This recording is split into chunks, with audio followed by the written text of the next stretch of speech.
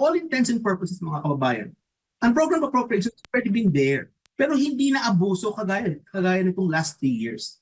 The last 3 years, we saw an abuse of unprogrammed appropriations. Inabuso yan noong 19 Congress. And because of that, I think it needs credence to the view of some people that the 19th Congress was the most corrupt of all the Congresses that we had. Sa kahapon po, nag-umpisa na ang talakayan, oral arguments sa Korte Suprema patungkol nga po sa kinikwestyong national budget po natin from 2024 hanggang sa 2026. Doon, malinaw na napag-alaman na yung mga key projects na nasa ilalim ng Philippine Economic Development Plan o Philippine Development Plan, nailipat siya mula sa appropriated hanggang doon sa program, nalipat sa unprogram at ang ipinalit po doon ay yung kilala natin sa mga flood control projects at iba pa. Kagabi, nag-usap kami, nakapanayam namin si Congressman Isidro Ungabang, nabanggit niya, ang paliwanag niya, yung mga big ticket projects na ito nakabilang doon sa Philippine Economic Development Plan, talagang pinag-aralan ng mabuti na may impact sa ating ekonomiya. Now ngayon, pinalitan siya ng ibang klase po ng proyekto na hindi mabusisi yung pagpaplano ukol nga po dito, like kagaya sa mga flood control at kung ano-ano pa, kung ikukumpara mo yung big ticket. Ano po masasabi niyo po dito? May malaking impact po ba ito sa hinaharap din natin kasi mas napaprioritize yung hindi priority? Okay, so dapat natin maintindihan na kapag nilipat yan sa unprogram, kasi by construction, Admar, yung unprogram, popondohan lang yan kung may pagkukunan. Kaya nga unprogram yan eh. So kung may source, kung may papagkukuhaan, then mapupunan yan. Ang problema, many of these projects, yung mga high-value projects na yan, that would generate long-term economic growth para sa atin, marami dyan ay jointly funded ng mga ibang bansa. So ibig sabihin is, kung may joint funding ka, itutuloy yung mga project na yan kung may katuwang na pondo galing sa Pilipinas. So yun yung construction yan, Admar. So, kung nilagay mo yan sa unprogram, and wala palang pondo dahil nga nilagay mo sa unprogram, hindi ka nakahanap ng sufficient na pondo, it would look bad on us from the foreign donors. At magbabayad pa tayo ng penalty kasi na-delay yung project. A classic example of that is yung nangyari sa subway, which should have been completed, I believe, in 2029, and na-move na yung completion date niyan into some later year. At ang mangyayari pa niyan is we will have to pay, yung penalty niyan kasi na-delay. So, kumbaga, delayed na yung project, mahirapan ng tao, sana mapaginabangan na yun ng tao at maka-generate ng paglago ng ekonomiya, magbabayad pa tayo ng penalty. Eh anong ipinalit nila dyan? Sabi mo nga kanina, yung interview nyo kay Kong Ungab the other day, ang ipinalit nila dyan, itong mga flood control na alam naman natin kung saan napunta.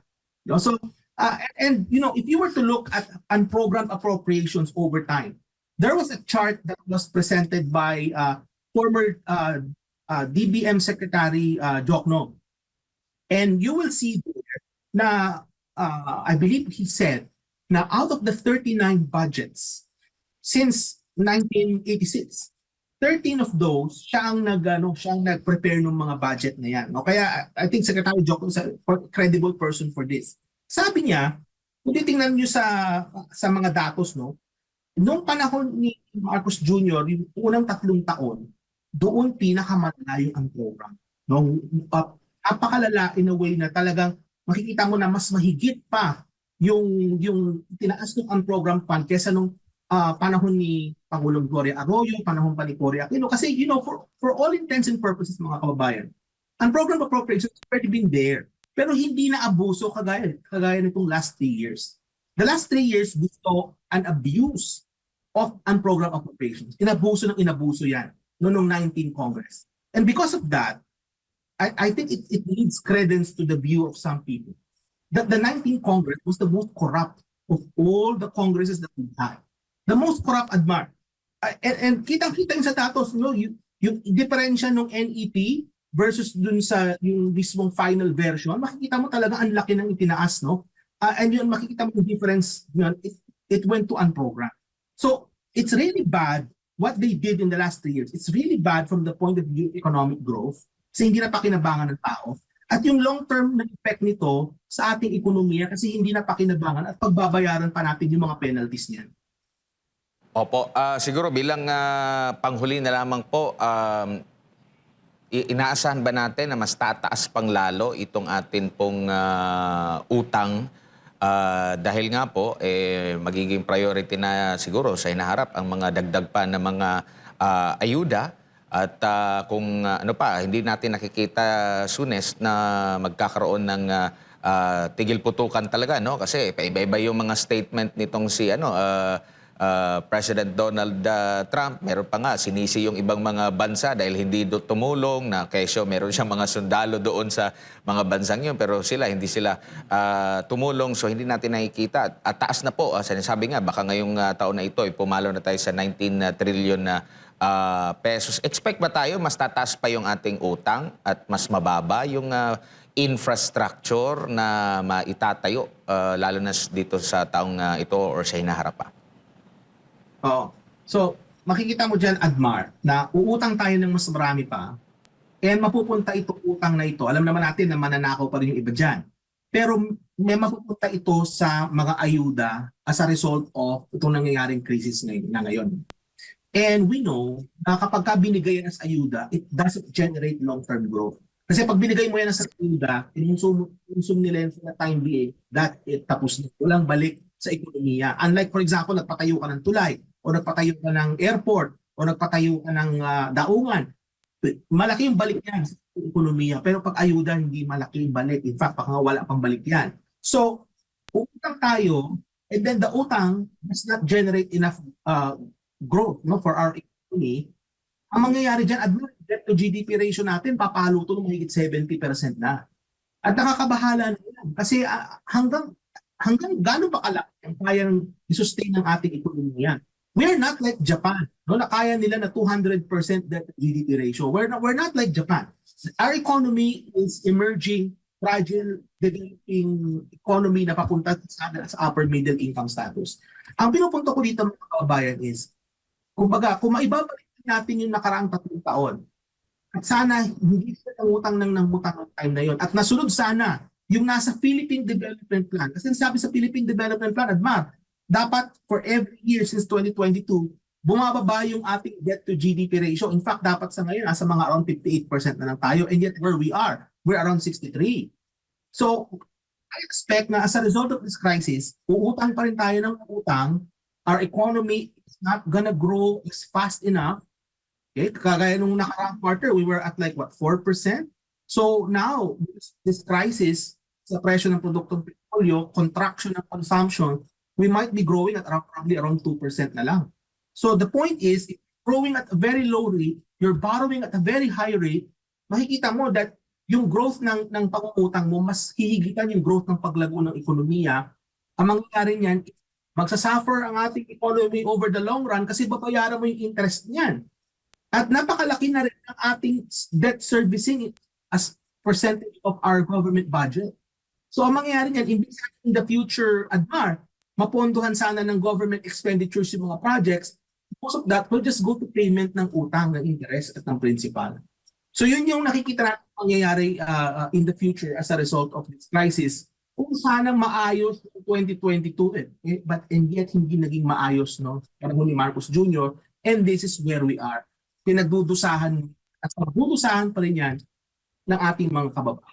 Doc, dalawang huling tanong pahabol na lamang po. Kasi nga nabanggit po ninyo kanina bukod nga doon sa pagdideklara ni President Trump, no, ng 2-week ceasefire dyan po sa Iran.